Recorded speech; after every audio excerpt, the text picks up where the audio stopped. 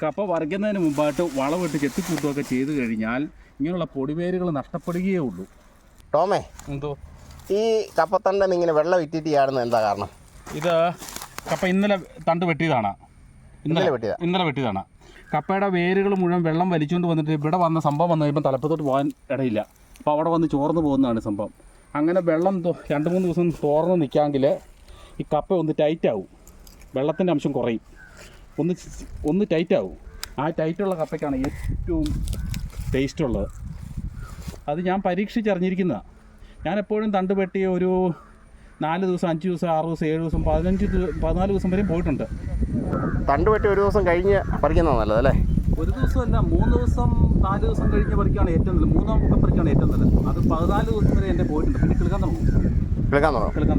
7 ദിവസം കഴിഞ്ഞാൽ കിളുക്കാനുള്ള ടെൻഡൻസിലേക്ക് മാറും. കിളുത്ത് കഴിഞ്ഞാൽ കൊള്ളിയല്ലേ? കിളുത്ത് കഴിഞ്ഞാൽ കിളുപ്പ് പൊട്ടി ഒരു ശാലായി കഴിഞ്ഞാൽ പിന്നെ ഇളന്തളിക്കാൻ തുടങ്ങും. പിന്നെ അവർ വേറെ രീതിയിലോട്ട് അവർ പോകുന്നത്, ജീവിക്കാൻ വേണ്ടി അടുത്ത ചെടി കിളുത്ത് കയറി വരാൻ വേണ്ടി നിൽക്കുന്നത്. ഓ, അന്നേരം കൊള്ളത്തില്ല. പിന്നെ കൊള്ളുകയില്ല. പിന്നെ കപ്പ കൊള്ളത്തില്ല. ഇളന്താളിപ്പാവും. ഇളന്താളിപ്പ് പറഞ്ഞാൽ കപ്പ ടൈറ്റായിട്ട് ഒരു തടി പോലെയാവും. അപ്പോൾ എത്ര ദിവസം നമുക്ക് വെട്ടിയിട്ട് നിർത്താൻ പറ്റും? 7 ദിവസം വരെയാണ് അതിൻ്റെ കണക്ക്. പിന്നെ നിവൃത്തിയില്ല 14 ദിവസം വരെ പോയാലും കുഴപ്പമില്ലെന്ന് മാത്രം. നിവൃത്തിയില്ലാതെ വന്നാൽ മാക്സിമം 7 ദിവസം, 3 ദിവസം തൊട്ട് 7 ദിവസത്തിനകം പറിക്കുകയാണ് ഏറ്റവും നല്ലത്. ടേസ്റ്റ് അന്നേരം പറിക്കുന്നേക്കാൾ ഏറ്റവും നല്ല തണ്ട് വെട്ടിയിട്ട് 3 ദിവസം 4 ദിവസം കഴിഞ്ഞ് പറിക്കുന്നതാണ്. പിന്നെ തൂക്കം കൂടാനും സാധ്യതയില്ലേ? തൂക്കം കൂടുമെന്ന് ഇരുന്ന വെള്ളം നേരിയ തൂക്കം കൂടുകയുള്ളൂ. കാരണം ഈ വെള്ളം എങ്ങോട്ടാണ് പോകുന്നത്? വേര് കൊണ്ടിരുന്ന വെള്ളം മുഴുവൻ കപ്പയുടെ ഇത്ര ഭാഗം കൊണ്ട് ചോർന്ന് പോയിട്ട് ബാക്കിയുള്ള മുഴുവൻ കപ്പയിലോട്ട് അതിനെ പോകുമല്ലോ. തൂക്കം കൂടും. ആ വെള്ളത്തിൻ്റെ കൊണ്ടുവരുന്നതിൻ്റെ അംശം ഒരു എന്താ പറയുന്നത്, ടൈറ്റ് ആവുകയും ചെയ്യും. അവിടെ സംഭരിച്ച് കയറും. ഈ കപ്പയുടെ കിഴങ്ങല്ലല്ലോ വളം വലിക്കുന്നത്? അല്ല, വേര. കപ്പയുടെ പൊടി വേരുകളുണ്ട്. ആ പൊടി വേരുകൾ വന്ന് വലിയ വേരയിലോട്ട് കയറിയിട്ട് കപ്പയുടെ അറ്റത്തൊരു ചെറിയ നാര് പോലെ വരും. അത് ഒറ്റ വേര കാണുള്ളൂ. ആ 1-2 സൈഡിൽ വരും. ഒരു വേര കൂടെ കയറി നമ്മൾ കപ്പയെന്ന് പറയുന്ന ഫുഡിൻ്റെ അതിലോട്ട് വരികയാണ്.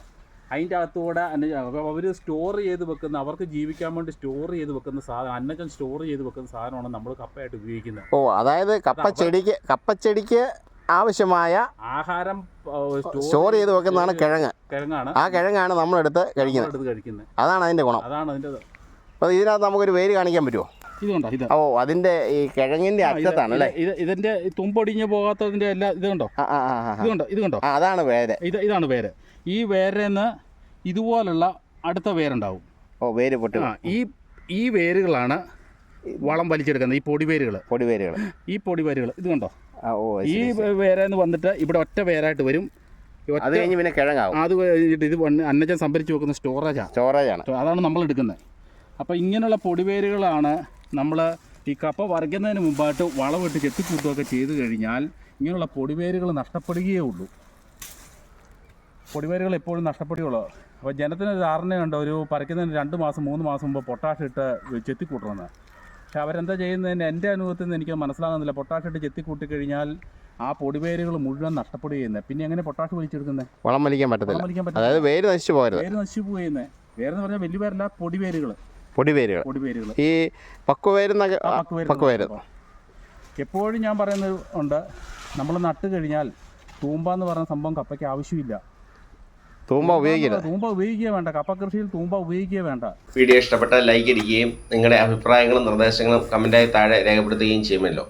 നമ്മുടെ ചാനലിൽ സംപ്രേഷണം ചെയ്യുന്ന വീഡിയോകൾ നിങ്ങൾക്ക് ലഭ്യമാകണമെന്നുണ്ടെങ്കിൽ ഒന്ന് കമൻറ്റ് ചെയ്യുകയോ അല്ലെങ്കിൽ ലൈക്ക് അടിക്കുകയോ ചെയ്താൽ എല്ലാ വീഡിയോകളും നിങ്ങൾക്ക് ലഭ്യമാകുന്നതാണ്. നേരത്തെ തന്നെ പൊട്ടിയായിരുന്നായിരിക്കും.